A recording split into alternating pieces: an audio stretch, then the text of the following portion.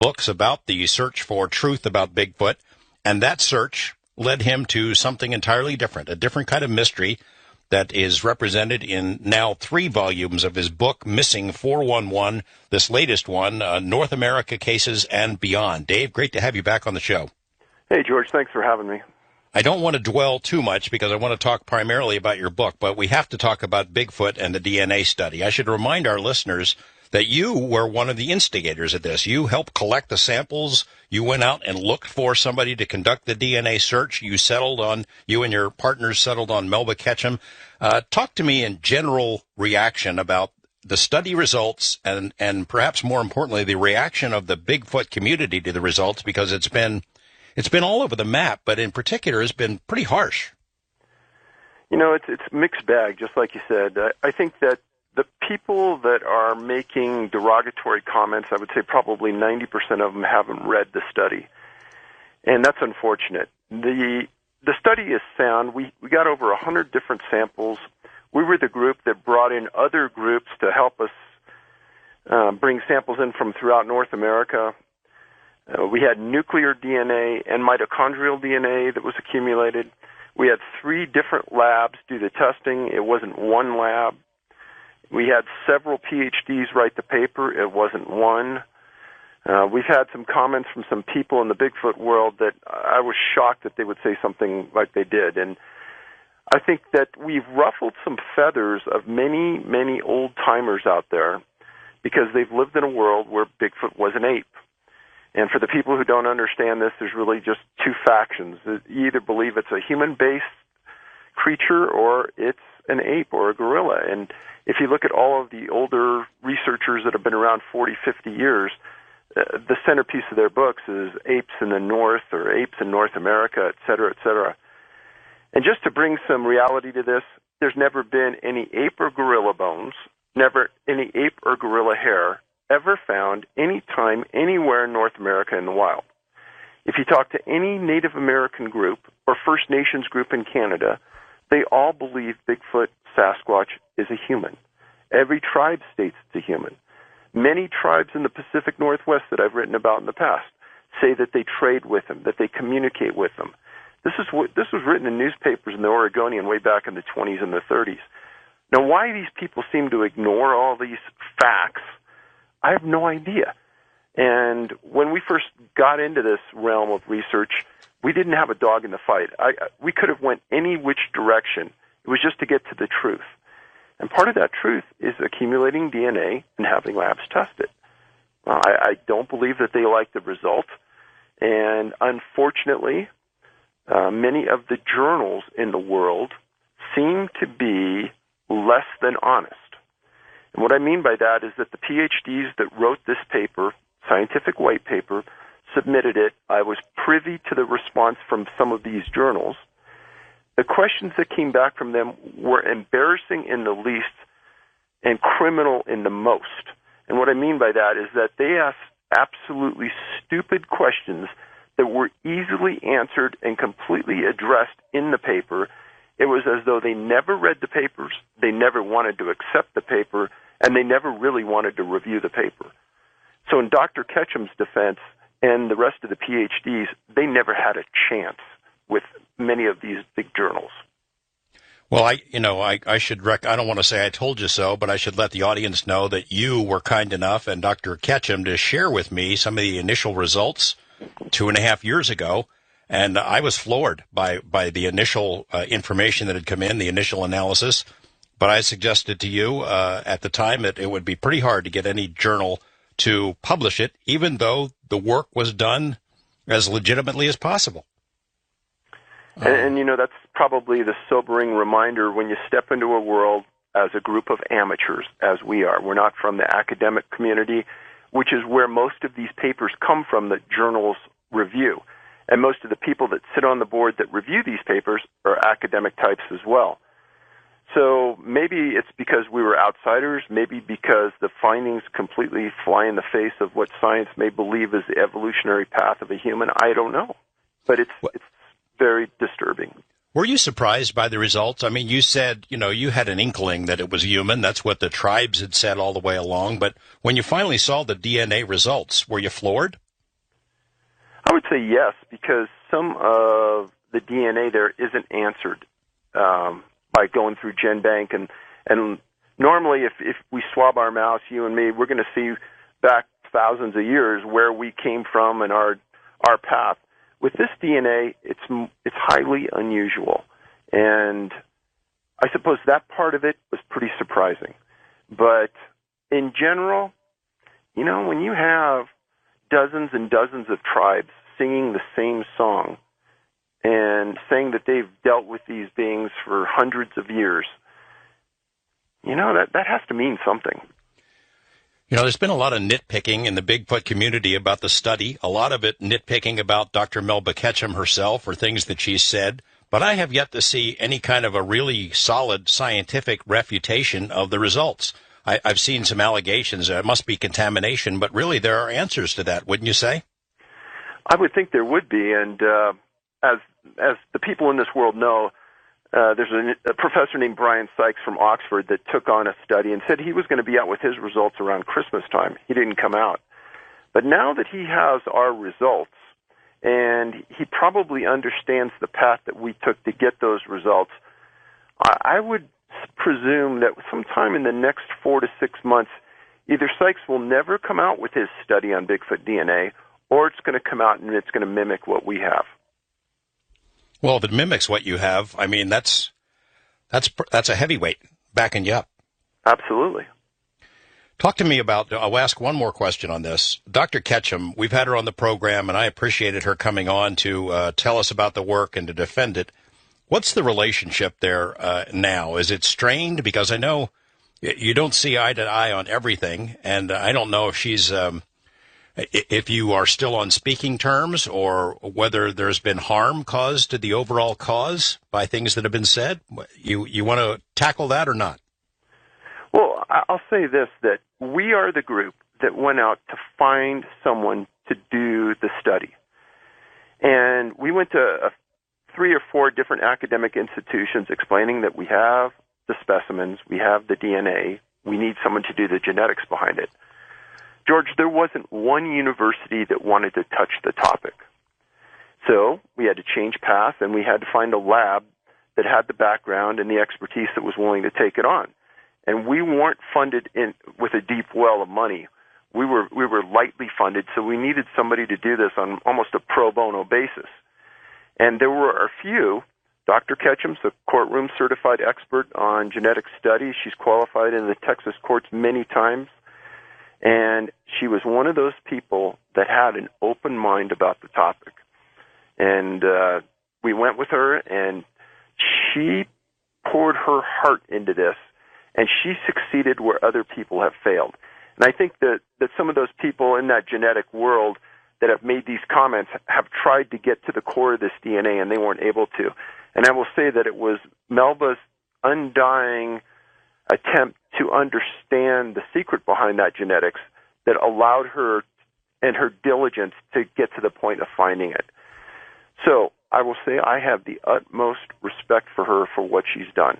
And she has been, and before the study ever came out, we had talks, and I explained, hey, this is what's coming. I mean, the reason other scientific people don't want to come into this Bigfoot world is it's a world that's filled with hate. I mean, there's so many organizations and there's so many people that call themselves researchers and things that just want to belittle everybody. It's very easy to say something negative about someone, but it's very hard to say something positive. And that comes out in this world, and the attacks are endless. And when a scientific person or an academic person outside looks in, why would they ever want to take part in that? And Melba at least stepped into that world, and she did a stellar job. And for that, I respect her immensely. Well, I'll tell you, I thought the UFO world was crazy, but it's been an eye-opener for me about the Bigfoot world. I mean, there are obviously some very well-intentioned folks who are curious and open-minded, but it seems like a lot of them are drowned out by people on the fringes who they're more interested in being right or being loud than they are in getting to the truth. I think the most interesting part of the study are the blind tests, is that you and you submit the samples to Dr. Ketchum. She gives them to these high-quality labs and doesn't tell them what they are. And then the labs discover it on their own, and they're kind of floored by the results, and they ask, what the heck is this? And then you have some of them, once they find out what you're up to, oh, you can't use our name. You can't publish these results, because that is so telling, I think. It's amazing. You go into this thinking, well, scientists are into discovery.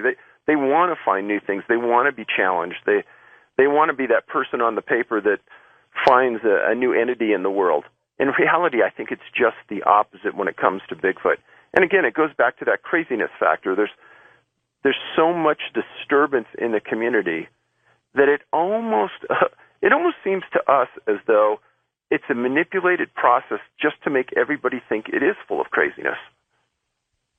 Tell me this, one last question, then we move on. Where does the study go from here? Do you have something else in mind? Additional samples, additional tests? Honestly, I've pulled back a lot from that Bigfoot world.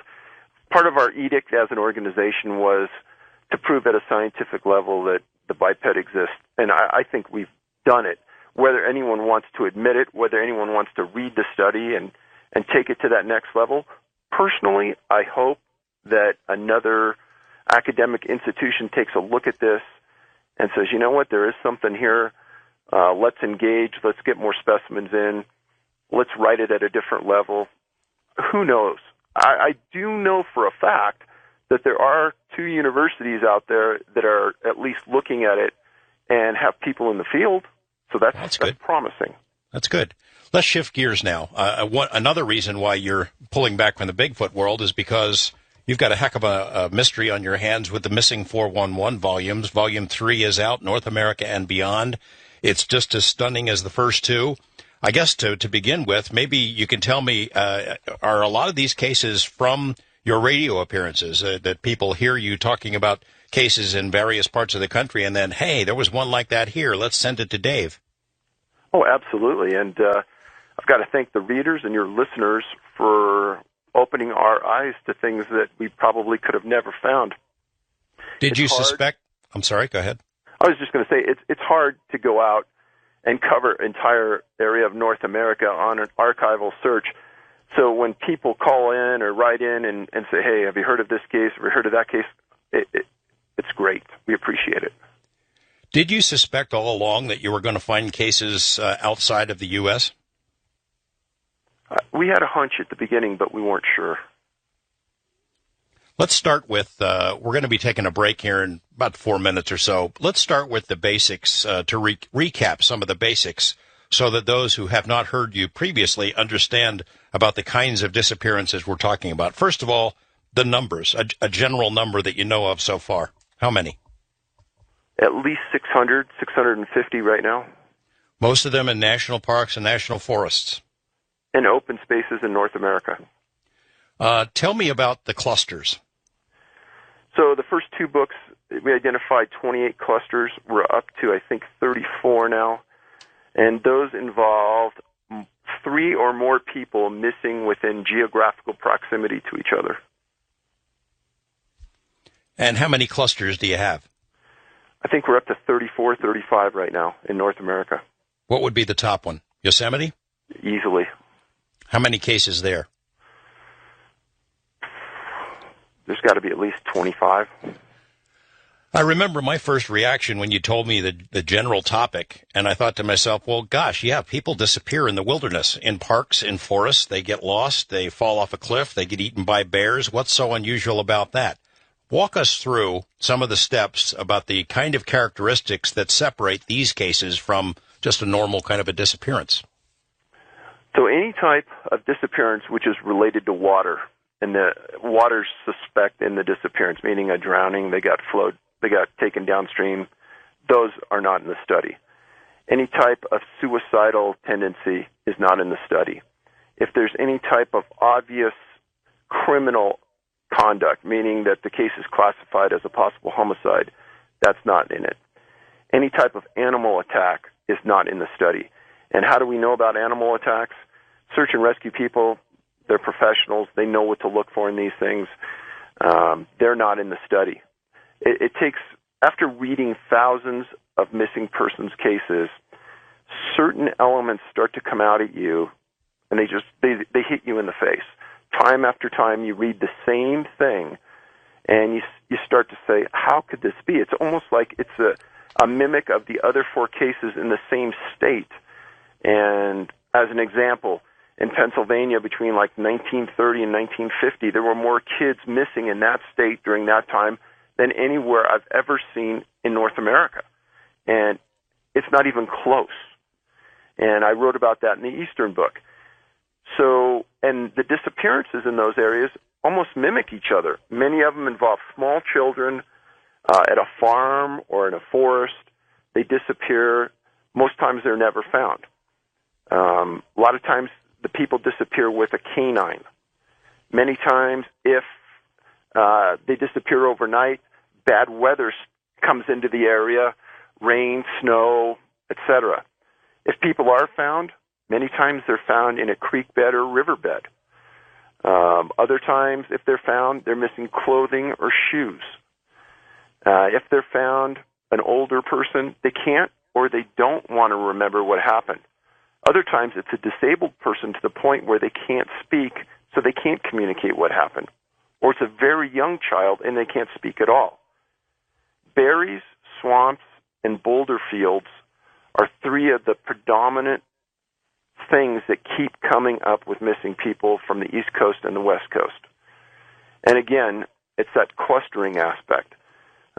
If you went up through the middle of Northern California all the way to the Canadian border, that route of the Cascades has more people missing under unusual circumstances than I can ever tell you. And it has more clusters of missing people up through that area than any place else I can imagine.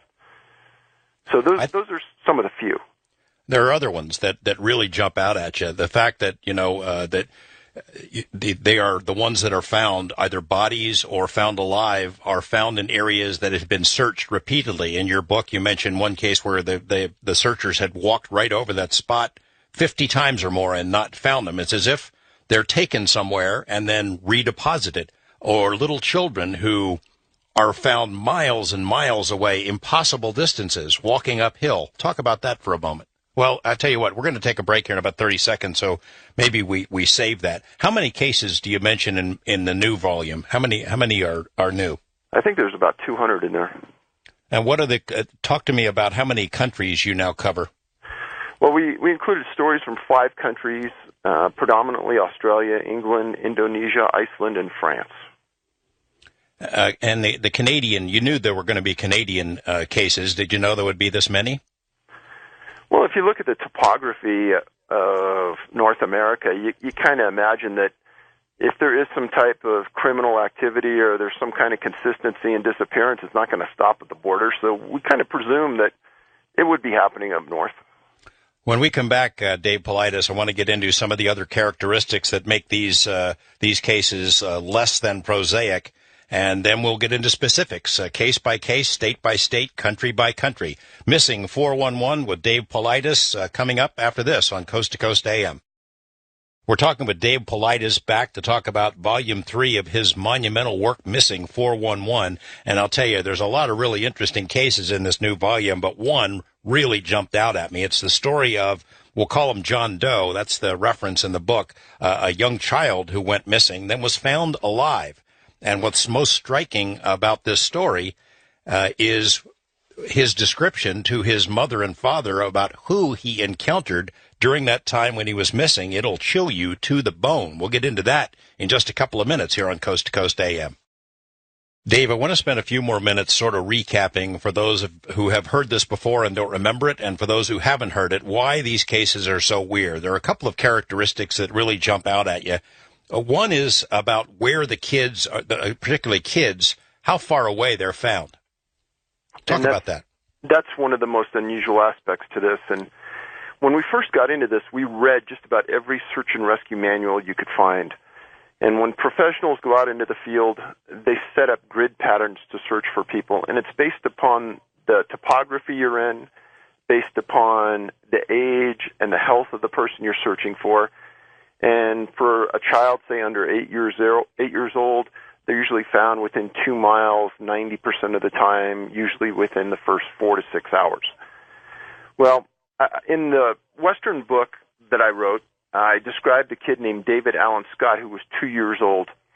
And I usually stop at this point when I'm talking to an audience, and I say, how many people in the room have children?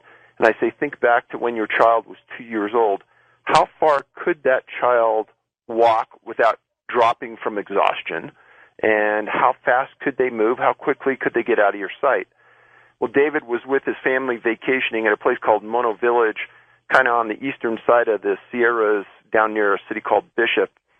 And he disappeared from his family as he was down near a lake, and everyone initially thought he went into the lake. Make a long story short, they searched everywhere. They finally brought in some soldiers, and for some reason they started going uphill. And they didn't go a little uphill, they went way uphill. And when you look at the valley that David disappeared in, there's a trail that almost goes straight uphill in a zigzag fashion up this mountain. They went over the top of that mountain, down into another valley, back up another mountain, total 3,000 feet, and they found him deceased behind a boulder. They tried to interview the soldier that found him, and they asked him if he had any injuries, and the soldier said no comment. I thought that was interesting. But one of the stories in the new book involves a boy named Clarence Murphy, and he was vacationing in the Central Sierras in a place called Camp Sacramento, which is at about 6,000 feet. It's a place where families go to take their kids. It's right next to the American River. Yeah, that's a weird case. That's a spooky one. Yeah. Go ahead. And Clarence was vacationing with his mom. He was in a sandbox at the camp, and his mom just stepped away for a couple minutes. And she came back, and he wasn't in the sandbox. And they had a conversation, and he said he would stay there. And they searched. Initially, all the searchers usually go to the river, or they go to the lake, and they search hard there, and that's usually where kids ended up dying and being found. But in the cases here, that's not where they're found. That's not where they go. And Clarence did the same thing that David did. And whether it was against his will or with his will or whatever, he went uphill again. And I can tell you, as an adult, when you're at 6,000 feet and you have a choice between going uphill or downhill, you're going to go downhill because it takes the wind out of you at that elevation. And initially, they searched for 2 weeks. They never found him. And they searched hard. They pulled out everything they could to find this boy. Well, fast forward from April 14th, 41, 14 months later to September 22nd, 42, there was a deer hunter that was up a ridgeline 2,000 feet uphill, 2 miles from where Clarence disappeared, and he saw a shoe on the ground, and a little child's shoe, and he knew that somebody had disappeared in that area before. And he went and got a sheriff, and they started searching, and they found little tiny bits of bones. And they didn't find a full skeleton. The coroner made a determination based on a tooth that they found that it was Clarence, and they made a determination that he died of exposure and exhaustion, which is just ridiculous because there's no way they could have known. No. But he was in an area that would remind you a lot of Yosemite because there's a place there called Lover's Leap. I've been in this area many times. It's filled with just huge pieces of granite boulder fields. It's a hell-forsaken place, great place for deer hunting. And this hunter was on his horse, and I think that's probably the only reason he was there because it's so rugged. You have cases of where little kids, 5 or younger, disappear into thin air, and they're found hours later, miles away, right? 8, 9, 10 miles or further in wilderness. Yes. Yeah, there's a story out of Oregon where a boy disappeared and he was found 12 miles away, 11 hours after he disappeared, over 2 mountain ranges over 2 or 3 different creeks and rivers, and he had to have gone through fence lines. He was found unconscious the next morning in a creek bed by a search group. What is more interesting to that case, and there are many others like this, is that why would searchers be in that location? It makes no sense at all. There's no way in the world a search group would be that far from the scene unless they had some other kind of information. I mean, it's as if these kids, in the case of children, are picked up and transported somehow far away. They couldn't possibly walk that far under their own power. I don't believe they do. I mean, I have two kids, and everybody I talk to about this says, no, there's no way that could happen. And to your point earlier on about where kids are found, many times they're found on the main trail the searchers are using, and they're found unconscious, sometimes laying on the trail, laying on a boulder next to a trail, but they're in a place that it would be impossible to miss them when you go out that next morning. It's almost like they're put there to view or to find, because they weren't there every day that the searchers went out. Another weird aspect is the inability of dogs to follow a scent. I think that was true in the Clarence case in that Camp Sacramento. Absolutely. They brought up multiple canines. In fact, in every story in my books, the canines failed to pick up a scent that eventually finds the victim. Sometimes they go a ways down the trail, and then they lay down and they don't want to search, or there's no more scent. This past summer, I was asked to talk at the largest group of search and rescue professionals in the world in Lake Tahoe. It's called NASR, National Association of Search and Rescue Professionals. I gave them the 50 cents edition because I only had an hour in front of them, but I gave them the outline of what we're doing and what the canines do. There was a line out the door of these guys wanting to talk about the same things that they'd experienced, but they thought they were just so isolated and unique. And I've been around canines before in the police department when we searched, and these dogs just live for the search. For a search dog to just lay down at that time or not want to track, these searchers that had the canines, they said it's one of two things. Either there's no scent there, or it's extreme fear on the dog's side for some reason that we can't comprehend. Another aspect that's pretty weird is the people just basically vanish into thin air. You got kids who are out in the yard playing, their parents are 10 or 20 yards away, and boom, they're gone in an instant. Or adults who are hiking with a group, they're the last one on the line, boom, they're gone in an instant. Talk about that for a moment. Well, there's an interesting case in this new book about that exact incident, and it involves a boy named Jamie Bordenkircher, 2 years old. This appeared June 12, 1965, from the North Shore of Lake Tahoe. And right away, for the people that know that area, this isn't down in the populated area by the lake.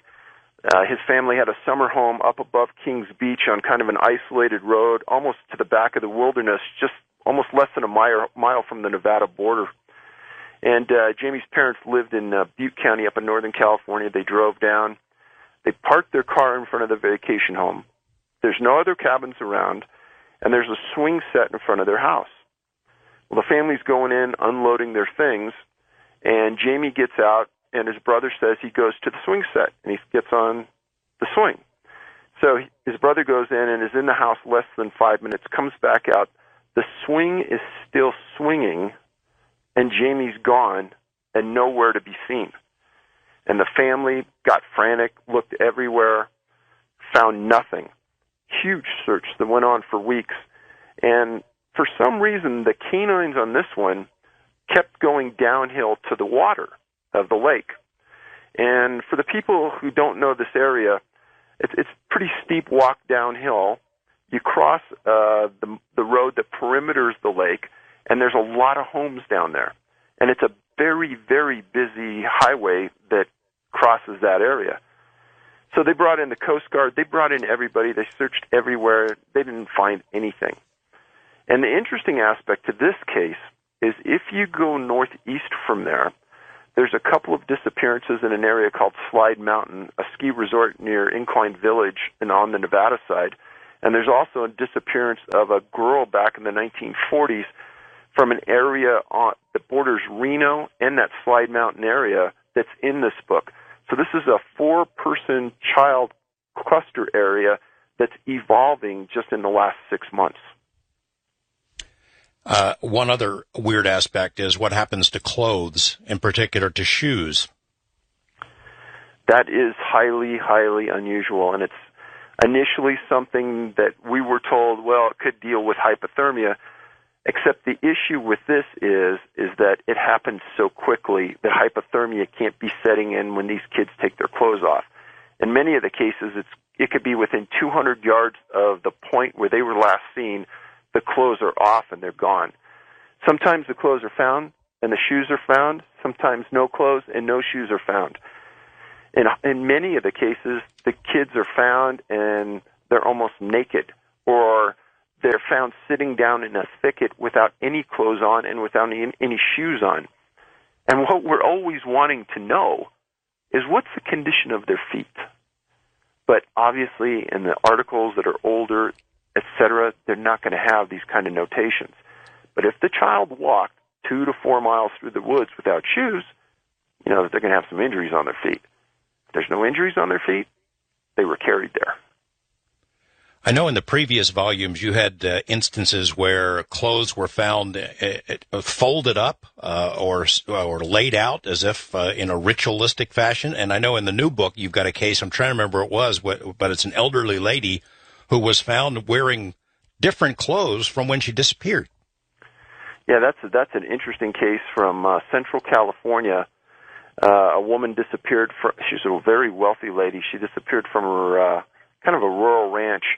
And there was a lot of suspicion that the family was involved, and a lot of inner griping going on and finger pointing, etc. But they didn't find her for months and months. And then somebody said that they thought this lady picking berries off a berry bush in this remote location near Lake Berryessa. And she was eventually found wearing overalls, like men's overalls, and shoes, and she was found dead. But where she was for the previous 2 months, how she survived, where she got the clothes, there were a million unanswered questions with that case. But in many ways, it mimicked other elements that we see in these cases, so that's why it was included. I would like you to address for a moment the questions that are buzzing through people's heads. That is, why isn't it a bear or a mountain lion? Why couldn't it be drug smugglers or hermits or mountain men living out there that are abducting people and taking them away somewhere? And those are the first places everybody goes when they first hear me speak. And I like to say that when we're speaking here on the phone, you're hearing probably less than 1% of the entire story. And so I really don't want anyone to go any place in their mind that can reconcile these thoughts, because once you read the books, I've yet to find anybody that'll say, hey, this is just bogus. Everyone reads these, and they will see that there's a commonality here of elements in each of the cases. Now, one of the things about animal attacks is that if somebody is attacked, usually you have time to scream. You have time to make noise. And if it's an adult, you're usually going to fight for your life. And that fight is going to result in a huge disturbance on the ground, hair, blood, tissue, etc. There's going to be almost like a major crime scene. And dogs and canines are easily going to pick up that scent and track that down. The reality is that in all of these cases, animal attacks have been excluded. And they haven't been excluded by me. They've been excluded by search and rescue or by the law enforcement agency that's doing the case. Same thing for people, say drug smugglers out in the national forests. I mean, dogs could follow that scent as well if they were responsible. Oh, for sure. And, the last thing that somebody who has a meth lab or somebody who's growing weed, the last thing they want to do is do something that's going to bring any law enforcement to the scene. They don't want to cause any disturbance. They don't want to do anything that's going to bring any awareness to what's going on there. Think about that. And if it's an adult and they're going to try to take you, where are you going to go? And it goes back to, well, the canine's going to be able to track you as well. And it's going to be able to track scent. And if you have a meth lab or you have a drug marijuana grow there, the flyovers they're just going to be in the area to such an immense degree. They're going to find it, and it's going to be revealed. The idea that somebody's in the woods abducting people has been brought up in the past, and I don't want to point this at the National Park System because it's an unfair allegation, but I will just say it, is that some people have heard me talk on the radio and say, well, maybe there's a serial killer that's moving around park to park and killing people. The reality is when you read these stories, it's essentially going to be an impossibility based on the facts in the stories. Yeah, it has to. It's a serial killer who doesn't leave tracks, doesn't leave a scent, has never been caught, leaves no clues. Exactly. Well said. In your new book, I mean, the new volume, a lot of the law enforcement folks go as far as to say, we don't think this is a normal disappearance. This was a kidnapping of some sort. They don't take it as far as you do because they don't have the database you do, but they think it was a kidnapping just because of the circumstances that you're describing. Well, even going back to the Bordenkircher case in North Lake Tahoe, it had been 40, 50 years now since Jamie disappeared. In 2007, his mother gave an interview, and in it she said, well, originally I think everyone tried to get me to believe that he drowned in the water. The more I look at it is I believe he was abducted. And when you look at the cases in their totality and you start to read the opinions of law enforcement and adults involved, loved ones, you will see the word abduction in there many, many, many times. Boy, and it has to be frustrating for these lawmen to be out there often with so many resources, with hundreds of people searching to go through an area almost arm in arm and not be able to find something, and then have the body or the missing person appear in an area that they'd walked over 40, 50 or more times. And I think the public sometimes gets numb to disappearances. Especially children. When a child disappears in the wilderness, the forest, or on a farm or a ranch, the idea that they're not going to be found should not be really in our vocabulary. And when you talk to searchers, they're going to tell you, we're going to stay until we find that kid. And most of the searchers, probably 95, 98% of them, are volunteers. And when I was in Lake Tahoe, that's what it was. There were all these people here voluntarily spending their own money and their own time to get trained, and they have a passion for doing it. And kids that disappear can't go that far. They can't travel that fast. And if you start to think about those two criteria and usually the number of resources that are at people's disposal, meaning you're going to put helicopters and planes in the air with FLIR, forward-looking infrared radar, to see a heat signature on the ground, well, son of a gun, in all of these cases, FLIR fails. Yet there are so many cases where children disappear and FLIR works. Dave, when we come, we're going to take a break here. I want to talk more about the use of FLIR, and I want to, when we come back, get into this case of John Doe, because in some cases, kids are found alive, and the stories they tell are pretty chilling. Much more to come here on Coast to Coast AM.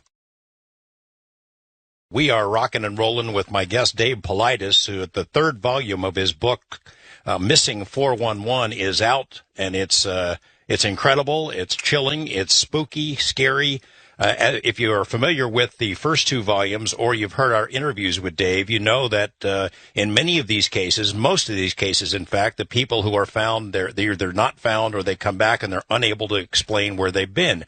They're either stunned, a lot of them have handicaps, they can't speak, or they're too young to express where they've been. But in a handful of cases, the people who are found alive, youngsters in many cases, are able to give clues to where they've been.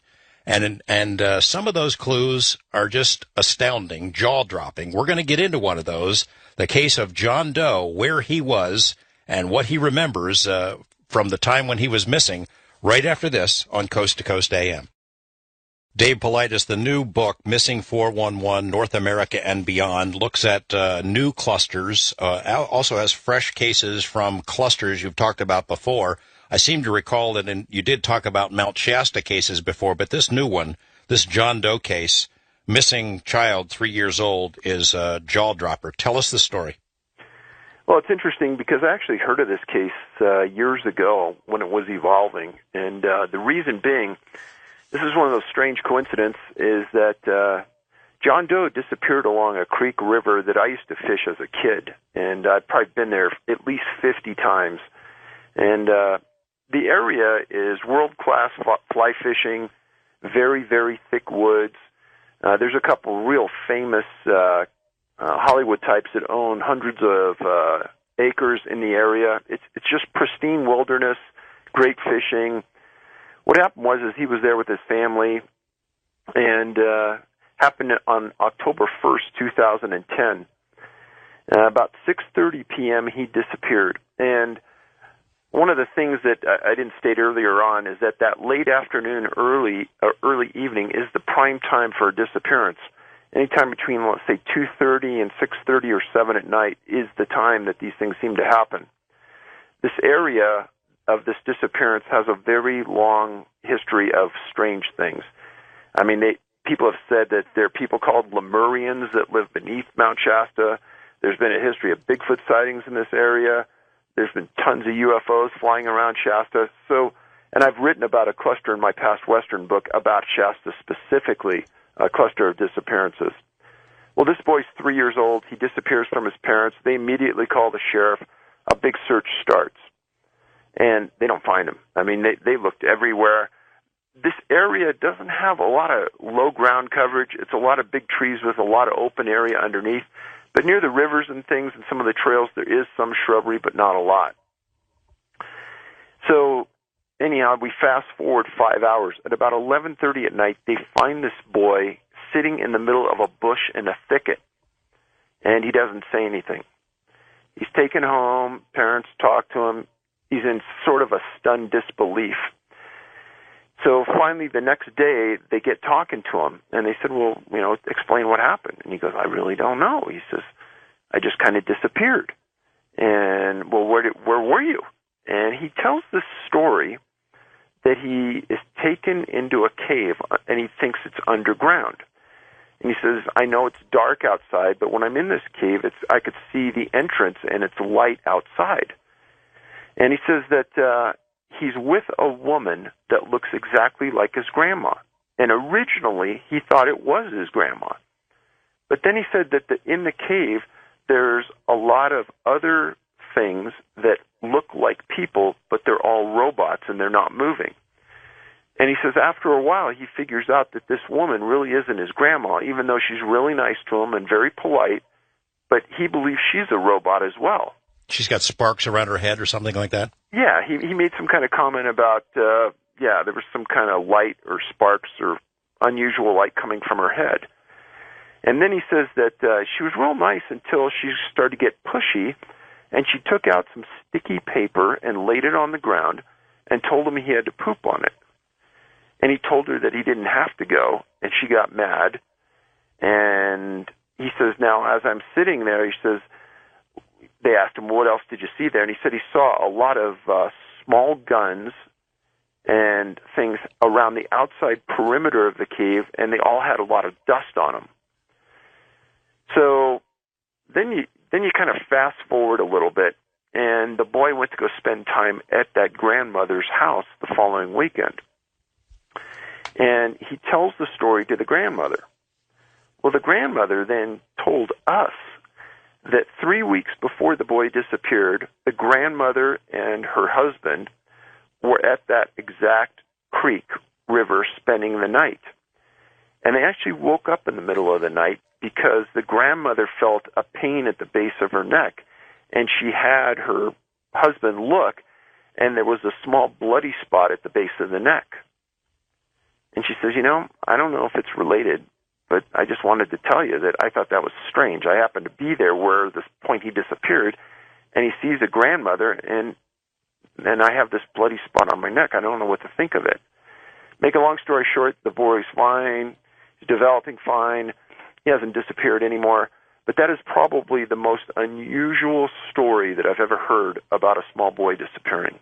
Yeah, it's like Granny had a DNA sample taken from her when she was there before. I mean, I don't know we get too weird about it, but that's what it sounds like. That's what we thought.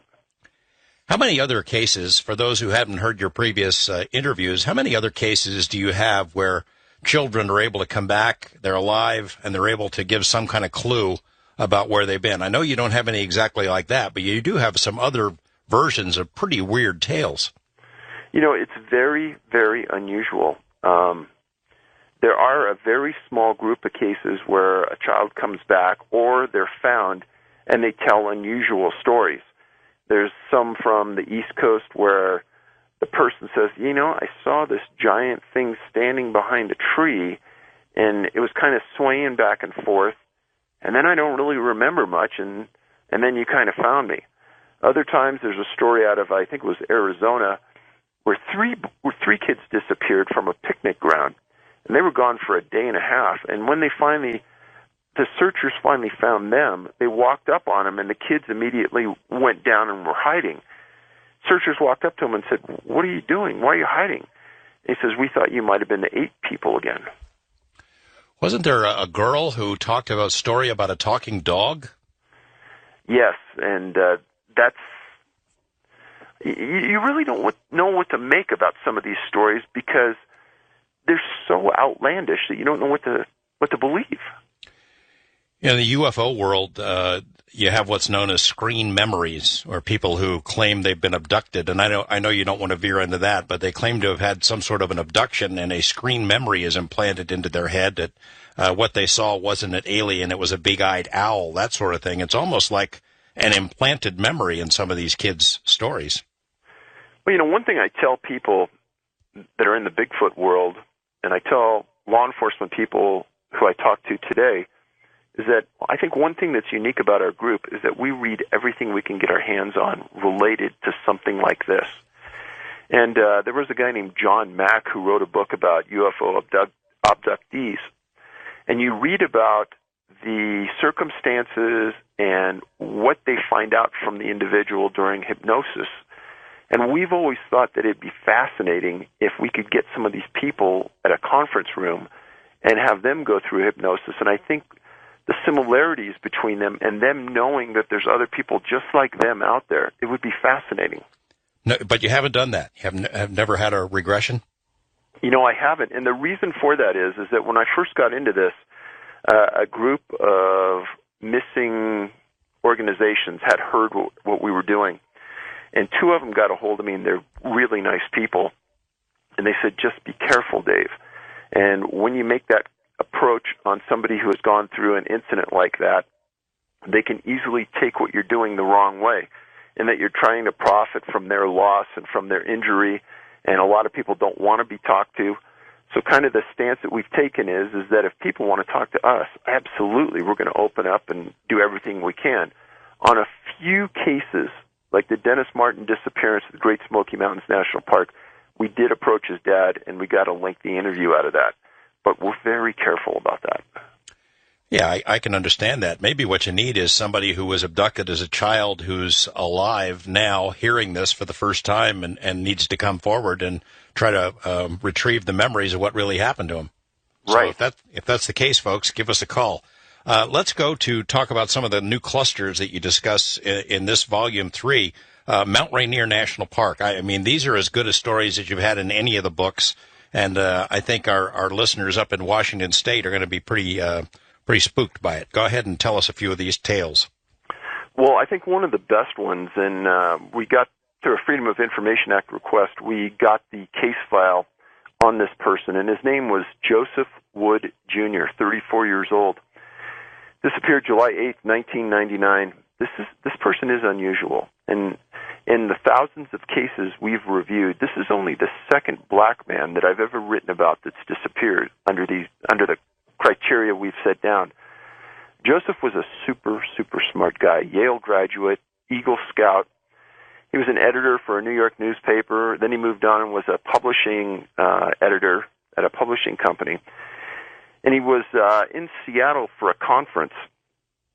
And during one of the days, they had a break, and so he decided to go to Mount Rainier and do some bird watching. He was an outdoor enthusiast and a bird enthusiast. And he went to a place called Longmire Parking Lot, parked his rental car on a beautiful day, and sat down on a very, very large trail and started to hike up. And it was a nice day. There was still some snow on the ground. And as he's walking up the trail, he comes across another bird watcher. And they stop and they talk to each other, and they have a great conversation. They kind of compare notes. This guy says, "This is how far you can go up the trail, and then there's going to be too much snow." And it wasn't that much further. And Joe said, "Good." And they separated. He walked further up. That was the last time he was ever seen. And again, an established trail in good weather in the middle of the week, broad daylight, disappeared. Huge search. What I tell people about Joseph is that not only was he a brilliant guy, but he was also an Eagle Scout. And I think that's the first Eagle Scout I've ever written about as well. And Eagle Scouts are trained in the outdoors. They have to do good in their lessons, otherwise they never reach that rank. And you have to have a certain amount of common sense to reach that level as well. And that area of Mount Rainier that he disappeared in isn't one of the most rugged areas of the mountain. It's a pretty mundane area. And searchers were able to track down that witness he saw, and he said there was nothing unusual. It was a great conversation. He was upbeat. We talked about the birds, etc.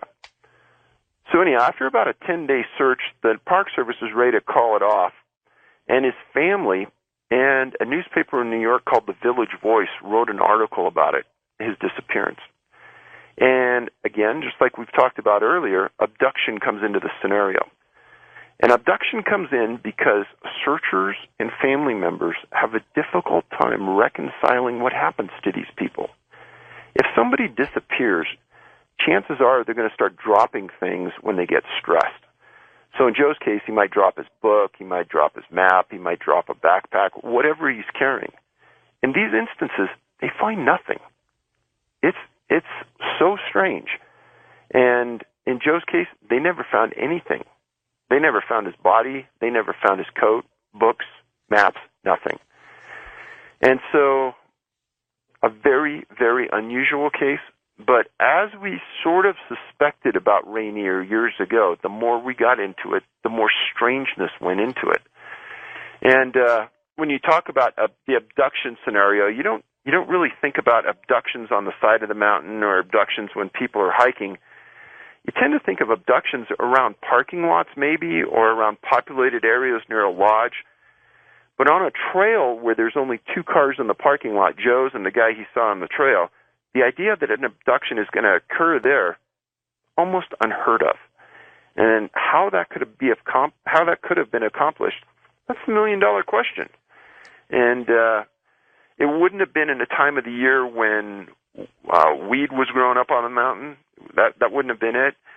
And guaranteed there wouldn't be anybody with a meth lab on the side of the mountain because it's normally way, way too cold. So it's a big, giant whodunit. And you had another disappearance on Mount Rainier, a little girl. This was a long time ago, not as recent as the Joseph Wood case, but a little girl, 4-year-old girl, who was found alive. Yeah, and there are so many of those little kids, say under the age of 6 or 7, that vanish in that exact scenario.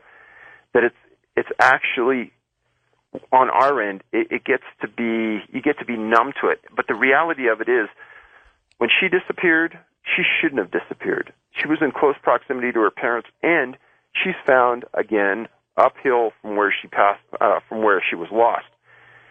But and her name was Marcella Remiski back in 1950. She was 4 years old. But I like to talk about things that are really, really abnormal. And there was a guy named Eric Lewis. I don't know if you remember that one. It disappeared in July of 2010. 57 years old, absolutely phenomenal shape, climbed as a career all over the world, and was climbing with some super experienced climbers on the side of Rainier. And they were doing some technical climbing high up. They were pulling each other up, and Eric was on the other end, and all of a sudden the line kind of goes loose. So they pull it up, and the carabiner at the other end is there, but there's no rope attached to it. So they decide they'll go down, and because they're yelling for him and they're not getting anything, and they can't see him. And we're talking about nothing unusual here. They're climbing the mountain. A guy's attached to the line. He's over the side of the cliff. He didn't fall. There's no screaming or yelling. There's nothing. They looked for him. They called in the National Park climbing team. This guy was never found. And he was attached, and they were starting to pull. The rope went limp. The carabiner's attached to the other end. Eric's gone and never seen again.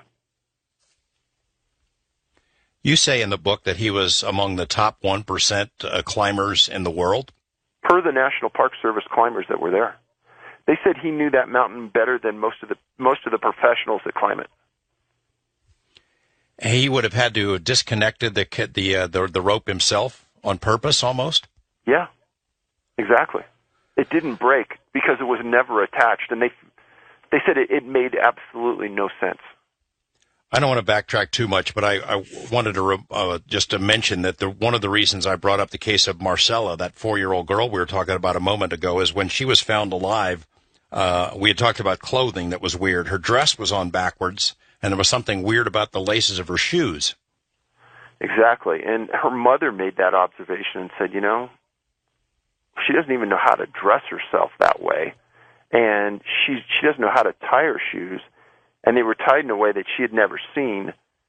The entire thing didn't make sense, but it did make some sense when you look at the clothing and the shoe issue that we've seen on many other cases. They're off or they're gone. It's almost like some of these crazy abduction encounters that people report is that it's almost made to look ridiculous on purpose. Yeah. So that no one will believe it. Right. We're going to take a break in about a minute, but I wanted to, let's go to the other side of the country, the Adirondacks in New York. You mentioned that as a new cluster area that you focus on in the book. How many cases, first of all? I think in total there's at least 8, maybe 9, because there were some in the Eastern book that first came out, namely a small boy named Douglas Legg who disappeared, and tracking dogs did track him all the way around Lake Placid and back down the other side. And I don't know if people remember that he disappeared on some family acreage, and completely under someone's watchful eye. The boy was never seen again. And the area he would have had to gone through in the high peaks of New York, a normal man couldn't have made it. And yet tracking dogs not only went north, they went north way up over the top of some of these mountains, and then back down around the other side of Lake Placid, and then he was lost in the middle of a swamp. That really started us to pay attention to the Adirondacks and what was happening there. We'll come back to the Adirondacks. There's a case of a guy named Steve Thomas that I want to talk about. Then we'll talk about some foreign country cases as well. Much more to come with Dave Politis, author of Missing 411. We're talking with Dave Politis, author of Missing 411, now out with Volume 3. When we come back, we talk about the Adirondacks, maybe pop over to Florida and talk about some cases there, the Sequoia National Park, and then some foreign countries as well. Much more to come here on Coast to Coast AM. Dave Politis will get back to cases, specifically the Adirondacks, in a moment. One thing we haven't touched on, and I want to at least cover it briefly, is the lack of cooperation from government agencies. That's another really interesting aspect of this whole mystery, is that, the National Park Service, the U.S. Forest Service, those agencies that you would think would want to keep a list of missing persons just to figure out how many people might be vanishing from within their purview. They don't keep a list like that, and they certainly are not very cooperative when it comes to sharing records, are they? No, they're not. And I think the audience needs to understand that why we went after the National Park Service from the very beginning is because they're one of the few groups that has a large law enforcement contingency that patrols wooded areas, namely national parks. And they have a law enforcement group that's federally trained, probably better trained than most small law enforcement agencies in the U.S. And they go to the Federal Law Enforcement Training Center. They're dedicated law enforcement people. They don't pick up garbage. They don't clean campsites. They don't do those kind of things. They are true professionals, and they're assigned to the parks for patrol. And a subcategory of that is they have special agents that are the detectives in the parks that do the follow-up on criminal activity and missing people. And when things get really complicated, they call in the FBI, and the FBI will take the case. So we knew that these people had been trained at the highest level in law enforcement. They know the needs for documentation. They write quality reports. I've read hundreds of them. And these people are professionals. So when we first asked them for a list of missing people from their park system, and they stated that they didn't have any lists, we thought it had to be in the writing we were doing and the semantics of it. And we resubmitted again, and they said, no, we don't have these lists. We don't keep track of missing people.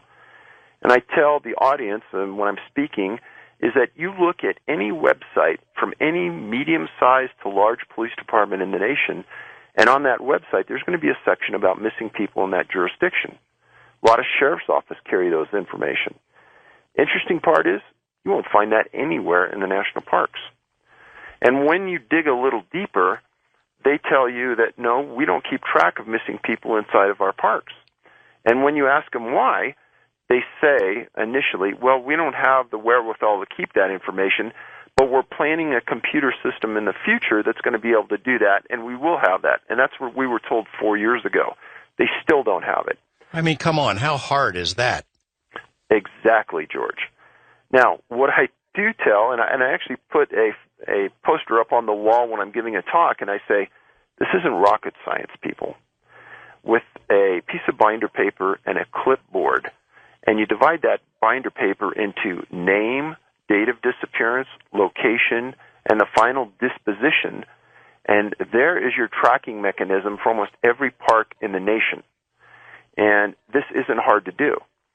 Now, one of the guys on our team has been head of one of the bigger law enforcement agencies in the U.S., and when he was told that the park system wanted to charge us $1.4 million for them to establish a list of missing people in their system and $34,000 for a list of missing people from Yosemite, he said, Dave, guys, you got to think about this. If they want to charge you that much money and they want to take the heat for not maintaining a list, as that is absolutely politically incorrect, that heat must be a lot less than they'd take if they did release all that information to you. Well, for example, Yosemite, you say that is probably the number one cluster in the country. Let's say there's 24, 3 cases of missing people. It's probably a lot more, but that you've been able to dig up the records about. How hard is that to maintain a list of a couple dozen names? It doesn't make, we try to rationalize it here. It makes no sense at all. We could talk about thousands of law enforcement agencies in North America and Canada where you know and I know that missing people are something that everybody tracks, everybody understands, everybody can go to a site and they can pick it up. National Park System doesn't. It's like the mayor in Jaws doesn't want people to stop going in the water. Yeah, that's a good analogy. I noticed in the new volume that you make a distinction that I think is important because it further complicates things, and that is that people are missing persons for a while, and then the search ends and they give up and they're legally dead, so they're taken off a missing persons list. So it really distorts the true picture of how many people are actually missing. And that's a very confusing aspect to this entire situation. The National Park Service has a classification called missing presumed dead and no longer missing. Now, there are cases out there where, say, an adult disappears and the family has to get them declared dead to get the benefits. Right. So they go to court, they get a judge to say, okay, we're going to classify him as deceased. He's been gone for a year. All of a sudden, he's not on any records anymore either. Now, as more time goes by, it's harder and harder to find those files if there's nobody looking for you anymore. Basically, you've been able to find the files because you go to newspapers, databases, online records, things of that sort, but not through any cooperation of the government. It's very hard. I will say this about the National Park Service. When you take them by the hand and you walk them to the case and you give them the case name, the location, the time, all of a sudden they can usually I say, find that case. There's a series of cases out of Crater Lake National Park, and I was told that from, say, 1978 to 1992, all the cases were thrown away because they didn't have any place to keep them. And I think in the day of microfiche and things, that's highly suspect, but that's what they said. There's a case right now of a girl that disappeared about 2 months ago in the Grand Canyon, in Grand Canyon National Park. This girl was actually from Colorado. She was on a month-long trip with a group floating down the river. They stopped at an area where a small creek comes into the Colorado. They were camping. In the middle of the night, the girl disappeared. The case is classified as a missing persons case, and they all stated at the beginning, her body will come up. She just fell in during the middle of the night. Well, other people have said, no, this girl's done this many, many times. She's a seasoned camper. She knows where the river is in the middle of the night. If she had to go to the bathroom, she knows where to walk. Something else happened. Well, it's one of those really unusual cases. I have contacted the Park Service twice now, and twice I've been refused. And what they said is that the case is still in process and they're still investigating. Again, I go back to them and I say, is it a straight missing persons case? They say yes, but they're still not releasing the case yet. It's one of those unusual things that happens every once in a while. Let's jump forward. I mentioned about Steve Thomas. This is a guy who went hiking with 5 of his friends in the Adirondacks, northern New York, and vanished. What's unusual about that case? This is from 1976. This is one of those really fascinating cases where all of these guys were outdoors people. They were on a break from a community college, Onondaga Community College. Steve was 19 years old, and they were on the side of a mountain called Mount Marcy. And they had stopped at a place called Hopkins Lean-To to kind of spend the night, put up their tents, and have fun. And it was the 5 buddies and their dog. And as they're getting all their things together to camp out for the night, Steve says, hey, I'm just going to walk up this trail a little more. I'll be right back. I'm just going to get my legs going again. And he walked out of sight wearing a yellow rain slicker. And it was the last time anybody ever saw him. He was in a good state of mind. He was having fun. Nothing strange, unusual to him physically or mentally. He didn't have any disabilities. At about 10 p.m., they started to get really nervous because bad weather was coming into the area, wind, rain, and some light snow. The guys got out, walked up the trail a little bit, yelling for him, screaming for him, looking for him, nothing. They came back into their tent, and as they originally tried to leave, they tried to bring the dog with them, and the dog wouldn't leave the tent. And when they came back to the tent, the dog was whining and would not move from the inside of the tent. Now, flash forward a few weeks, Steve had a brother named Bob Thomas, and Bob actually committed his life to trying to find Steve. And the rangers in that area said Bob Thomas knows Mount Marcy better than anybody. And the following summer after Steve disappeared, Bob and his dog were out searching, and they actually found the body of another climber named Buddy Atkinson. And his dog started to dig through the snow, and they found this guy who'd been dead for a couple years. That's how thorough Bob and the search group was in looking for Steve. Steve's never been found. He's one of a group of people in this area of the Adirondacks that disappears, is missing, you find nothing. One thing about this case that we haven't talked about before, that is bright-colored clothing.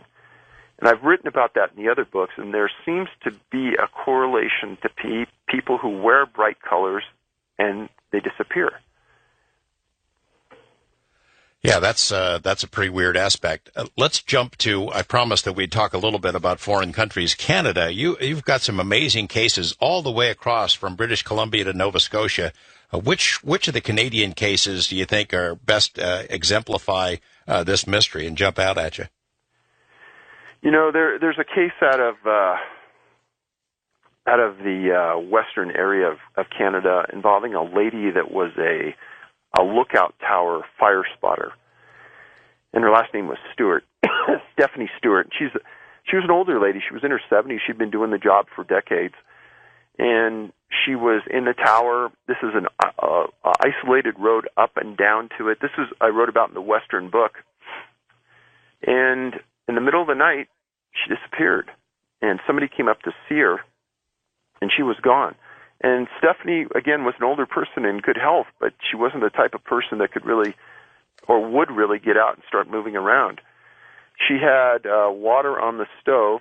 What was missing were the most unusual things: her blanket and her alarm clock in her room.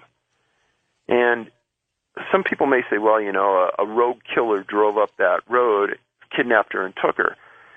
But from a law enforcement perspective, that would be the last thing that a serial killer or a murderer would do. Because this road going up there is like 6 or 7 miles long. It's a dirt road, one way up, one way down. If you're a killer, you don't want to be taking a road like that because there's too much of a chance someone's going to see you and spot you and identify you. And it just doesn't make sense. They searched for her for days, and they never found anything. All of a sudden, after that, the Canadian Natural Resources Group started to change the way they did things with lookout people. And, we started to look at lookout towers in the United States as well, and there's a lot of weird things that have happened around those towers at night and during the day that I can't say are directly related to Stephanie's disappearance, but they go to show that there's a lot of unusual events that happen around them. What is the level of cooperation that you get from Canadian authorities, or have you even tried to see if they have records? Do they keep records about disappearances in parks, for example? That's a great question, and they have something very similar to our Freedom of Information Act, but they only respond to Canadian citizens. Luckily, I got a couple of buddies that are Canadians, and they do the dirty work for us, and phenomenally, they don't carry those records either. Let's jump to Australia, down under. What made you suspect that would be a place where this kind of activity takes place? And give me a representative case from down under. Well, Australia in some ways is a lot like the U.S. They have topography that's really different, and right away when the first books came out, there was a lot of interest from Australian residents, and I got a lot of emails and things, and probably got sent maybe 50 cases, and 48 out of the 50 didn't qualify and didn't meet the criteria. There were a couple that did. One involved a boy who was climbing a mountain, and on this mountain there's a lake that's within sight and not that far away. He goes on his cell phone and he calls and he says, "I need some assistance," and it isn't real clear what's wrong, but he's on this mountain, and then the phone goes dead. And searchers go out and they search the mountain, and they don't find anything. And days, weeks go by. They find this guy on the side of the mountain in a boulder area, deceased. And he had water with him when he made the climb. He didn't have water with him at the time. And they stated that he died of exposure and dehydration. And honest to gosh, at the bottom of this mountain, probably less than a quarter of a mile away, is the biggest lake in the world in this part of the country. It doesn't make any sense at all. He was in perfect health. It's a very, very strange case that nobody that was sending me this information believed the facts about it. I know I'm jumping all over the world here, but trying to cover some ground. I can't think of two countries more different than Iceland and Indonesia. The one thing they have in common, they both start with I, but you've got cases from both of those countries. Do you want to touch on either of those? I'll tell you about the Iceland case, and that's not necessarily a missing persons case. It's a societal belief that I was told about and I looked into, and there's a phenomenal concurrent element there between us and Iceland. That being is that I've stated in many of the books that there is correlation between people disappearing around boulders, in boulder fields, etc., and I couldn't put my finger on it. Somebody sends me a story that people in Iceland believe that spirits live in boulders, and these spirits come out of the boulders and they do things. Meaning that, let's say you lived in an isolated area and you kept your hammer out, they would take the hammer and they would move it, or they would take tools and they'd disappear. Sometimes, if you disturbed them the wrong way, they might do bad things. Well, I looked into it, and there's a group that actually made a movie about this, and it's on YouTube. I name it in the book. I could never even pronounce it, but the Icelandic people believe in these spirits so much that when they build roads, they don't displace large boulders. They'll make the road go around them, even if they could be moved. In some cities, the boulders have names and addresses. It's phenomenally. I read this. I couldn't believe it because it fits in with people disappearing around boulders. Doesn't make sense. There's not that many places you can go. Yet these people have known about these spirits that come out and do strange things, mischievous things, and sometimes bad things, and they've had this belief system for hundreds of years. I know it seems people can cross that off and say, oh, it's just folklore, but as Jacques Vallée has written about folklore in connection with UFO cases and beings, fairies, trolls, leprechauns, things of that sort, the modern equivalent, they become aliens, and is there a connection? Is there something comparable, say, in the Indonesian disappearances? Well, again, we go back to the bright colors. I was on a show with Whitley Strieber, and Whitley had read my books. In fact, Whitley writes the back cover for my current book. But he said, Dave, I read your book, and I immediately thought about cases in Indonesia where people had disappeared, and the villages in this area always tell people not to go into the woods wearing bright colors, otherwise you're going to be taken. And it turns out that there was a guy from Europe that was living in this Sulawesi village who validated everything that Whitley was saying, and that there's been a whole string of people that have disappeared, and they didn't know about, there were visitors and things, they didn't know about this bright-colored abduction scenario that is related. It was very strange. You're very careful to not jump to conclusions. Your conclusions in this new book is like one page long, but I'm going to press you a little bit when we come back to see if your thinking has evolved on this at all. And we'll be opening up the phone lines. A lot of you have been on the phones ever since Dave Politis came on the air tonight, so we'll get to your calls coming up here soon on Coast to Coast AM. We're talking about a dark topic tonight with Dave Politis, my guest. I remember after his first appearance to talk about Volume 1 of Missing 411, I wanted to sort of put it to a test. Would government agencies give me the same response they gave to him? And sure enough, when we filed Freedom of Information request with the National Park Service and U.S. Forest Service here in Nevada to check out missing persons lists, we found out that those agencies don't maintain such lists here, and we're not all that cooperative about cases that we knew to exist. When we come back, I have one more question for Dave about what it might be. We've heard a lot about what it isn't. I don't think he's going to give us a solid answer, but we'll give it a try, and then we'll open up the phone lines with your questions. Much more to come on Coast to Coast AM. Dave, we talked a lot tonight about what it isn't, and as in previous appearances when you've been on the show, what it isn't. Are you any closer to saying what it is? I mean, at a minimum, I guess you can say these aren't just disappearances, that people seem to be taken by something or someone, and not only taken, but transported somehow. I mean, that's basic, right? So, not my words. I'll leave it in the words of the parents and in the words of law enforcement. The vast majority of the time, they go back to abduction. My child was abducted. And in this latest edition, I write about it because there's a section where there are multiple disappearances in a small confined area, meaning two people disappear in close geographical proximity to one another. This happened in the 1950s in Yosemite. Two students at the University of California at Berkeley, grad school students, they didn't know each other. They weren't taking the same classes, and they didn't live in the same building. One disappeared, I think it was in June, during summer vacation. Another one disappeared 3 months later. The guys didn't know each other. The parents didn't know each other. They were both camping in the valley, and they both went for short walks. After the second one disappeared, the families found each other because they were both demanding more searches. They want the Park Service to expend more resources, et cetera, et cetera. Both parents finally got together, and they wrote a letter to President Eisenhower, and they asked for special warfare troops to come into the park and search. In their words, they felt that their kids had been abducted.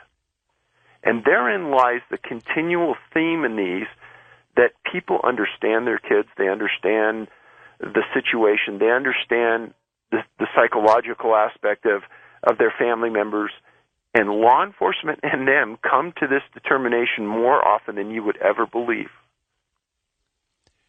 That still doesn't tell us what it is, but you're reluctant to point a finger.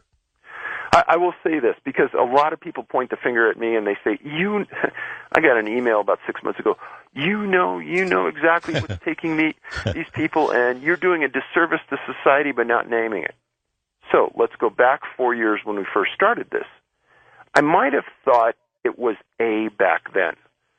In the last 4 years, I've got no less than 10 emails that are like doctorate dissertations. That's how long they are. Very well thought out, very sincere, They give a multitude of things I know nothing about. I'll just name one, reptilians. I know nothing about this. I've never met anyone that saw one, but I have no less than probably 50 emails of people saying this is what's taking people. You also hear stories that must be like flying dinosaurs, something from the sky. Well, there's a story in this book, and I'm sure you read it, in Nevada, where a boy supposedly walked up into an area where an Indian tracker was on a ledge. It's like a 400-foot cliff, and he crawled, and he should have fallen, and they ended up finding this boy in like a crow's nest in the middle of nowhere off a cliff on an isolated mountain in the middle of Nevada. It makes no sense at all. I mean, it could be that this is a mystery that's not solvable, or if it is solvable, it's not an answer we're going to want to hear. There you go. That's small consolation or comfort to the families of those who are still missing. I will. One more story for you is in the Western book. There's a story about a guy named Alfred Beilhartz. In 1938, he was visiting Rocky Mountain National Park with his family. They were walking about 35 feet above a river, and they said that their boy was right behind him. He was 5 years old. They turn around, he's gone. Call a park service. Immediately, they get approval from the Department of Fish and Game to block the river. That's the place that everyone always goes. They went to the river. They didn't find him. And there's pictures in the book of this river, and there's probably 500 guys searching this river in a 1-mile stretch. They searched everywhere. They didn't find him. As the search is going on, 3,000 feet further up into the park and up in elevation, there's a husband and wife that are coming out of the high mountains, and they're sitting and they're resting, and they hear something 300 feet above them. And they get out their binoculars, and they look, and they see this little boy sitting on a ledge in this cliffy area, and they can't believe what they're looking at. And they're saying, what parent would let their child do this? This is insane. And anyhow, they don't know a kid's missing or anything, and they hike down, finally get into the basin, and they see thousands of people milling around. They still don't think anything. They drive down into Denver. Next day in the paper is Alfred's picture. And they say, oh my gosh, this is the boy we saw up on the cliff. They drive back to the park. They tell the park people. Park people don't believe them. They split them up, and they actually think that they played some part in the abduction, and they're interviewing them. And they tell the same story. And they say, well, that's impossible. A kid could not get into that area. It's going to take us sending 20 guys up there with ropes, pitons, carabiners, because it's so difficult terrain. And plus, you know what it's called? Devil's Nest. Huh. Needless to say, they send a whole group of rangers up there. They searched for 2 days. They didn't find anything. Never did? No. Never was found. I'll touch on one more thing, and I promise I'll go to the phone lines. I think that the case that jumps out at me from the last time you were on the program is the case where it's a disappearance, a very strange disappearance for multiple reasons, and then these families see Green Berets that suddenly appear in the area as if searching for something. I was hoping that after we broadcast that maybe somebody who had been in the service and might have been part of that mission might have come forward. Any further developments on that? And would you like to just briefly recap that part of the story? Actually, there's two cases in the eastern U.S. where Green Berets were brought in. And that was the Dennis Martin disappearance in Great Smoky Mountain National Park, and it was a Douglas Lake disappearance in the Adirondacks of New York. In the Great Smoky Mountains, Dennis disappeared essentially almost in the presence of his dad, his grandfather, and his brother. They were playing hide and seek on Spence Field up in the middle of nowhere. You have to hike into this area. Dennis disappeared. There was a huge, huge search, and unbeknownst to anybody is that the Green Berets fly in. There's been some talk amongst some news services that they were training nearby and happened to come in. Well, if that's true, I can't find any evidence of that anywhere. And in fact, the National Park Service didn't know why they came in. And to add mystery to that, when the Green Berets flew in by helicopter and landed, they established their own command post with communication center and told the Park Service they didn't want any assistance, meaning that they didn't want to work with anybody who knew the park, they didn't want to partner with anybody inside the park, and they didn't talk to anybody about what they were doing other than they said they were looking for Dennis. Well, they were there for a number of days. Nobody ever knows what their assignment was. I filed a Freedom of Information Act against the Army, asking for orders on what their mission was inside the park. Not only didn't get a denial, I didn't even get a response on 2 separate FOIAs I filed. They never even sent anything back, nothing. So yes, the Green Berets coming in is unusual, and last time I was on the show, I asked if there were ever any Green Berets listening to call me because I'd like to understand it. Since that time, I've gotten 2 emails from family members of Green Berets. Green Berets wouldn't talk because they sign a secrecy oath. And that's the reason that's unusual. Normally, National Guards people from a community come in because they're in the community, and they come in and assist on a search. Green Berets sign a secrecy oath. They don't talk about their missions. Well, this is holding true because both families who contacted me said that their parents, their brother, etc., was a Green Beret, and that, quote-unquote, both emails almost said the same thing. Green Berets don't search for missing people.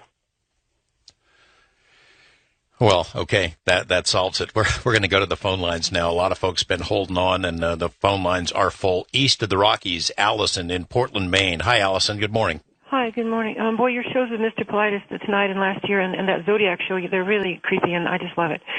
Last year. Anyway, you brought up Australia, and I know this is probably long before the sort of time frame you're working with, but there's a very famous case there almost a century ago now of the picnic at Hanging Rock at the Ayers Rock in Australia, where a group of Squirrel Girls vanished. It was made into a book by Joan Lindsay and a film in the 70s by Peter Weir, a really excellent movie. And I think in the film, at least one of the teachers somehow came back or something. I don't know how accurate that was or not, but it's to this day, it was never quite explained. Do you know about that case and things? I've heard of it, but we really don't know much about it. No, I know. It just seems like a really strange one, and so it shows that these things have been going on. If they have been going on for a long, long time, most likely, Ayers Rock is a strange place too. Sorry we couldn't answer your question, Allison. West of the Rockies, Jeff in Culver City. Good morning, Jeff. Yeah, how you doing, George and Mr. Politis? Welcome back. Yes, I often wondered about all those missing people who have just disappeared without a trace around the world, especially little children. For example, the little girl Maddie McCann vanished in Portugal, has never been found, yet on a few television news programs, they showed age-enhanced pictures of how she might look now as a teenager. It's very strange that she was chosen out of all these other kids that are missing, but it seems, Mr. Politis, that someone somewhere is behind these numerous abductions, and when they show news programs like that, it's almost as if they're testing the public to try and see who's paying attention to what's happening or who can remember this kind of stuff. My question is this, Mr. Politis, do you believe these abductions could be part of some type of Nazi-like master breeding program, or if there are alien abductions being conducted, do you think the various governments know about these abductions and are incapable of doing anything about it, so they just keep quiet? And I'll take your answer off there. Thanks, Jeff. So that's a good question in the sense that, do I think the government knows about it? I believe in one of my past appearances I spoke about the FBI being on scene on many of these missing kids' cases and not taking an active role, but just quote-unquote monitoring the case. And if you look at the FBI website, they have a special section for unusual disappearances of children. Now, that's not a crime, but that's an FBI criteria and one of the reasons that they'll come in to investigate. And I find that highly unusual because the FBI was established to really investigate criminal activity. And now they're also investigating unusual disappearances. I've stated in the past, because I have friends that are agents, these guys are phenomenal at documenting things and phenomenal profilers. When I was a policeman, we would get profiling reports on what we're looking for. And I'm telling you, when we finally found the criminal, it was exactly what the profilers wrote. They were great at what they did. Now, going back to all the cases that we've documented where the FBI was on scene monitoring the case, I know that they were writing reports. And as I've stated before, these guys are really smart people. If we are smart enough to figure out that there's common elements that run through these cases, the FBI knows as well. I could guarantee it. They have put these pieces together much better much faster than we have at the present time. Now, I'll go back to the Dennis Martin disappearance where the Green Berets were there. There was actually an agent on that scene. The same agent was on scene for many of the disappearances in those mountains during those time frames. As a very, very weird circumstance, I was interviewing Mr. Martin, and one of the last things I always ask anybody is I say, is there anything else about this case that wasn't made public that I should know about, or is there something missing in the documentation that I haven't talked to you about? And one of the things that Mr. Martin told me is that, well, Dave, the agent on this case committed suicide. Huh. And we did validate that he did. It makes you wonder whether a FOIA works with the FBI. I mean, it's tough. I've done it on other subjects, and you got to really tailor the request to get specifically what you want. So I'm not sure. You've probably tried, haven't you, Dave? Oh, we have tried many, many times. And in the rare instances where we get a report, it's almost worthless because it's redacted so much. First-time caller Thomas in Waco, Texas. Welcome to the show, Thomas. Hey, real quick, August 16th, 1942, the LA blimp, which is now the Goodyear blimp down in Carson, went out on patrol without its crew, was armed with machine gun, and the radio went out. The wind blew it back into the base. Crew's never been found, and there was no sign of any foul play on the blimp or anything. That's documented on the web. Two, the previous caller talked about the children. There's an astronomical amount of children that disappear every year. Also, the Ortega Highway down in Costa Mesa, people disappear out of there every year. And also, Paul, I sent you an email. I was living in Phoenix for 7 years, since 1999 to 2006. I'm an aerospace engineer, and one day I was in my backyard. From Tucson to Chandler, there was almost 40 helicopters in single file that came up to Chandler, made a left turn, and went to Phoenix. I'm assuming they were going to Luke Air Force Base. Nothing on the news.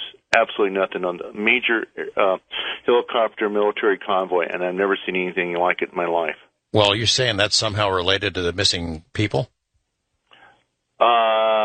No, but I've never seen, to his previous, Dave had a previous show about helicopters and stuff, and things, and nothing about a military activity, nothing, nothing recorded, nothing on the news, major military movement of helicopters, and I've never seen anything like that, and never made the news. Complete blackout.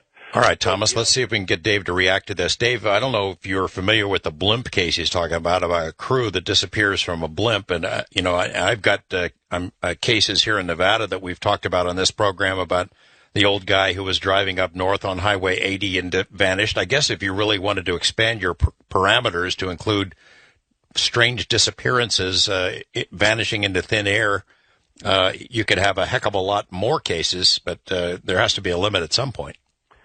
Yeah, and we're trying to keep this really tight with the elements that we have. And, boy, I'll tell you, we've had missing people, families contact us about their kids, and it's hard to turn people away, especially when they're missing loved ones. But we got to keep that tight, because if we go outside the bounds of that, then we're stepping into areas where we really may not understand what's happening, whereas we're getting closer to understanding this.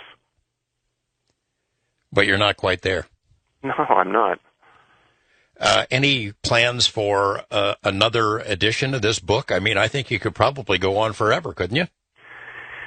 This week, I was sitting in the office of a very rural county sheriff in Colorado, and there's a couple of disappearances in his county, and we were sitting around talking, and I was explaining the things in the book, and his eyes lit up, and he says, he goes, I've always thought that these disappearances up here don't make sense.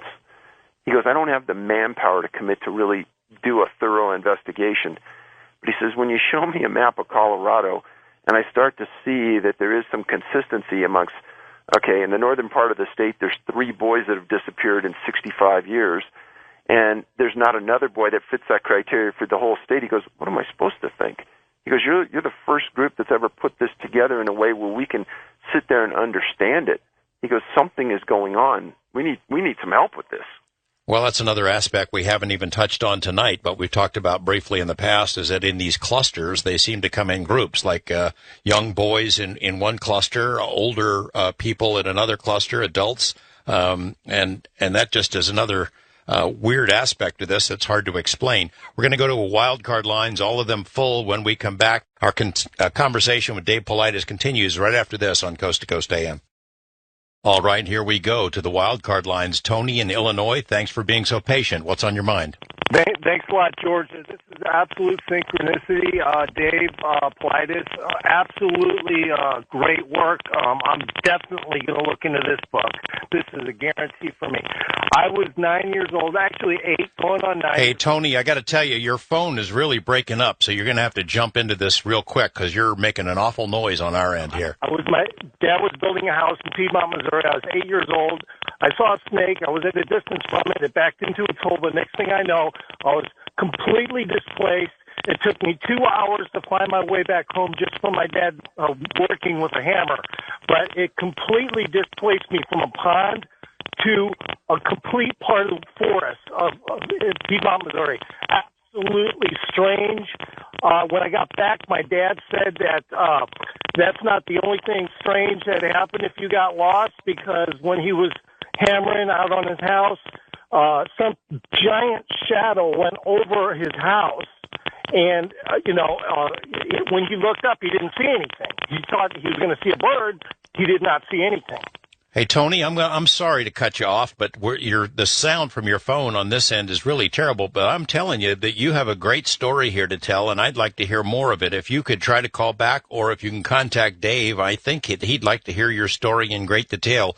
We'll provide information. If you'll hang on for a second, we'll give you a link where you can get a hold of him. But I'm sorry that we have a problem with your phone. I know you've been holding on a long time.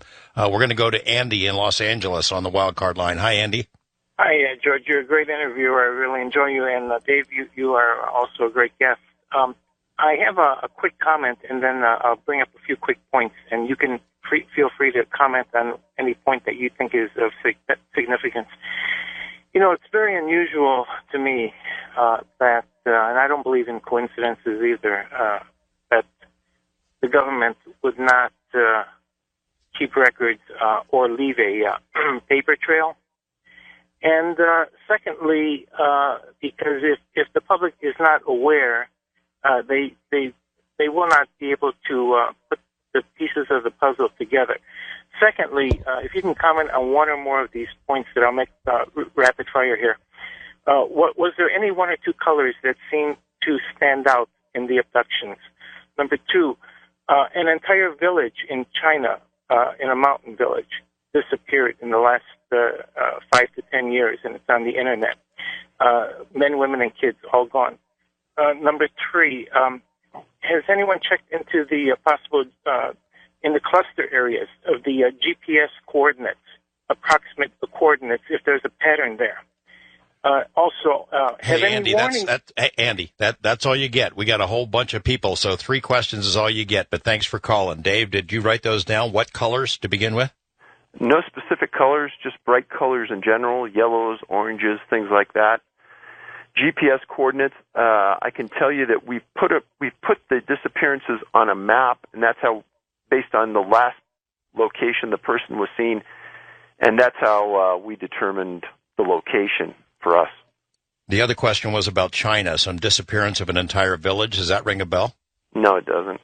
Okay, Andy, thanks for the call. Appreciate it. Dale in Kansas City, Missouri. Good morning. Hello, George, and hello, Dave. A quick comment and then a question, and then I'll hang up. I grew up in St. Clair County, Alabama, in an area called Ball Rock. And growing up there, me and another neighbor friend went up on Ball Rock because you could get there by road. He points out to me a cave. We ascend down in this cave, and I get scared and come out of it because we have no flashlight or anything. Next thing, has there been any cases reported in Alabama? I know Mount Cheehaw is the highest point, 2,407 feet, but have there been any missing cases in Alabama? Thank you for taking my call. Okay, Dale. Any come to mind? None come to mind, but I do know that there were some in Alabama. In the Eastern book, we documented it. I don't recollect. I mean, there's 600 cases that come to mind. George, one thing, I did get a question on my end as well. It said, have any military personnel vanished during training exercises? None that I know of in North America, but I doubt that they'd release that information. And then one other thing is that we have always looked for someone who is a remote viewer who's retired from the military. We would like to use them. And that question has come up many times. And if we don't know how to find one, but if somebody is listening out there and wants to work with us, we would like to work with them. I'll help you find one. In fact, I'll help you find a group of them. We can talk about that off the air. Dale, thanks for the call. Joe in Washington on the wild card line. Good morning, Joe. How you doing, George? It's an honor to talk to you. Another great show. Thank you. Mr. Politis, I really appreciate your tenacity in this subject. I think you do a great job with it. Thanks.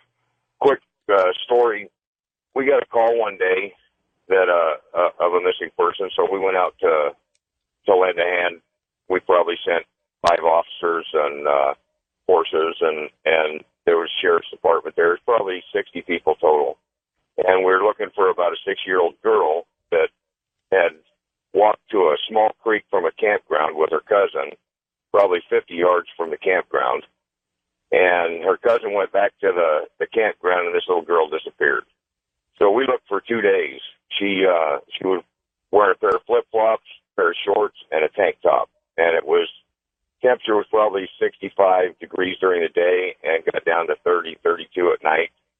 And we searched for 2 days. We had 2 Air Force helicopters with their FLIR units at night flying. We had a law enforcement helicopter flying, and the search went on 24 hours a day. Well, about 2 days later, this little girl just walked out to the road, probably less than a half a mile from where she disappeared, and looked like nothing had happened. I mean, she spent 2 days or 2 nights in the woods, and she came out looking like nothing had happened. She was in great shape. She was, my question is, how many kids do you think that disappear like this? That to me, it was extremely strange. We couldn't believe that we found her. We couldn't believe that she was that close, and we couldn't believe that she was in that good a shape. Wow. But how many kids do you think just disappear and then are found a day or 2 later, and it's never reported as like a missing person? Many. In fact, that scenario you just explained has happened many times. And the issue with that is that the victim isn't debriefed many times and questioned. Everyone's happy that she's found, but nobody wants to take the time at that point to really sit down with her, debrief her, and find out how this thing evolved. Well, her sorry, family are Native Americans, and she didn't. Her parents didn't want anything to do with talking to anybody. Once we found her, they were gathered up, and they were pretty much gone. But so there was no debrief in this one for sure. Yeah, that's unfortunate, but that's the norm as well. It's as if people are happy. Look, we're glad that the kid's alive and been through this ordeal. We're not going to bother her anymore, right? And that she is Native American puts that much of an unusual twist on it, because I am somebody that knows a lot about Native American history and Native American lore and their myths and legends, and that just brings that much more question to my mind right away.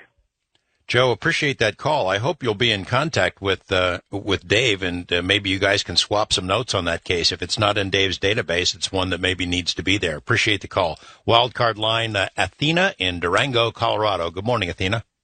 Hi, George. Hi, Dave. There seems to be a very peculiar pattern to these abductions. Number one, the people that are taken are spying on nature. The people in the watchtowers, the guy bird watching, or they're conquering nature. They're trying to climb a mountain, hiking, etc. And, nature doesn't deal a lot with technology.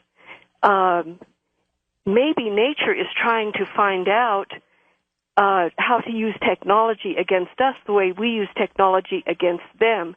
You'll notice that when the children are taken, they leave behind all the technological things, the clothes, and they and the children are usually found because children are not so technologically advanced. They probably wouldn't need as much information, but the adults don't seem to be found as much, and when they are found, they're dead. Like maybe their technology information has been sucked out of them, talking about those spirits that came out of the boulders, come at night, and how nature is angry at us about our technology. You hear that all the time.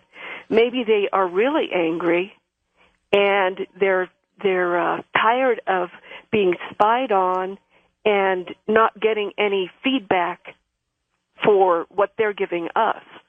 Well, that's an interesting perspective. Dave, any thoughts? Not really, no. It's interesting speculation. It's not something you could prove one way or another, but it's as interesting an idea as we've heard.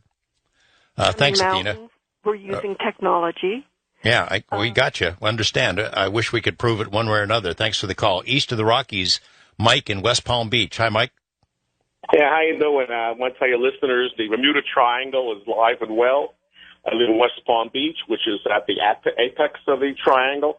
And if you go to Google, look up the following: Florida, missing or disappearing swimmers. Every so often a person drowns, of course, a tourist. They find the bodies later. Two recent cases got the attention of the press, though. One was a Israeli millionaire disappeared off his yacht, who was parked right near Fort Lauderdale. Never found his body. Then there was another one a few months ago that really got people where I live upset. There was a girl who was going out in the water, got caught in a riptide, and was screaming for help. A man jumps in front of dozens of witnesses, saves the girl, and he disappears. They never found his body. That really got the press's attention. Another issue was this. Every few weeks, an empty boat comes ashore here. And these are from illegal immigrants. And the assumption is they come on the beach and they run inland. But the problem is nowhere for them to go. Because these are condos on the beach. Rush Limbaugh lives here. You got tremendous police patrols. They never report what happened to these people. All they report is these boats keep coming in every few weeks. They're empty, and there's no one around. And there's another issue, too. But, I live with the Bermuda Triangle. The press doesn't mention anything. They don't give follow-up stories about these boats and what's going on. Okay, Mike, we're going to give Dave a chance to talk about that. Dave, you mentioned earlier you try to weed out cases involving water, I guess, because you have to draw a limit somewhere, but that's pretty interesting stuff. He brought up an interesting point that I've never talked about publicly, but about 3 weeks ago I got a letter from a man in Finland who had gotten my books, and he'd done some research on his own, and that in my missing East and West books, he found that on one day where two kids disappeared, a plane disappeared in the Bermuda Triangle, and then he found that another plane disappeared in Lake Erie or Lake Michigan that was a Navy plane, and that was in correlation to one of the disappearances in one of the books. Appreciate the call, Mike. West of the Rockies, Reba in Washington, which, as we learn in this new volume of Missing 411, is a hotbed of these kinds of cases. Reba? Yes, hello there. I have three areas that I'm kind of curious about. I do rock hounding. And I'd like to know if there have been any of these disappearances around the Lolo Pass, Montana area, or the Red Top Mountain area northeast of Cle Elum, Washington, or the Colville National Forest. So I would say that anywhere in that Washington Cascade corridor, there's been disappearances, unusual disappearances. And so I would say, as I've told everyone that I speak in front of, that I wouldn't hike alone, number one. I wouldn't go into the woods without a firearm, and I wouldn't go into the woods without a personal locator beacon. I've never taken a case where somebody's disappeared that was armed and had a locator beacon. There's been people that have disappeared under the criteria that have been armed, and there's been one person that disappeared under the criteria that had a locator beacon, never with both. She also asked about... I'm going to take that under advice. She asked about Montana, Dave. I know you do have a section in the new book that talks about cases from Montana. Yes, and it's lengthy, and there's a lengthy section in the Western book as well. I mean, when you have 600 cases, I just can't remember them all. Sure, I understand. First-time caller, Alan in Texas. Hi, Alan. Welcome to the show. Hey, George. How are you? Okay. Yeah, one afternoon, I left out of Reno, Nevada, heading towards Portland, Oregon, and I'm a truck driver, and I was bobtail, and the weather seemed to deteriorate, and I was on California 89 and stopped at a rest area and went to bed on Friday afternoon, Saturday early morning, and I have a computer in the truck that tracks my movement and time, and it showed that I had stopped Saturday and didn't wake up until Tuesday morning when somebody knocked on the truck. And I don't know if I was taken or lost of time. If does that seem to happen sometimes too? Are there, Dave, among your cases, people who just basically go to sleep and then wake up days later and that's all they remember? That sounds more like something John Mack had written about in his book, but the consistent element there is that the people just don't have a recollection of what occurred. Yeah, missing time type case. Thanks, Alan. Sorry we can't give you more info. There's a caller named Leon in Washington who says he's got a case involving a disappearance of a military personnel, but I'm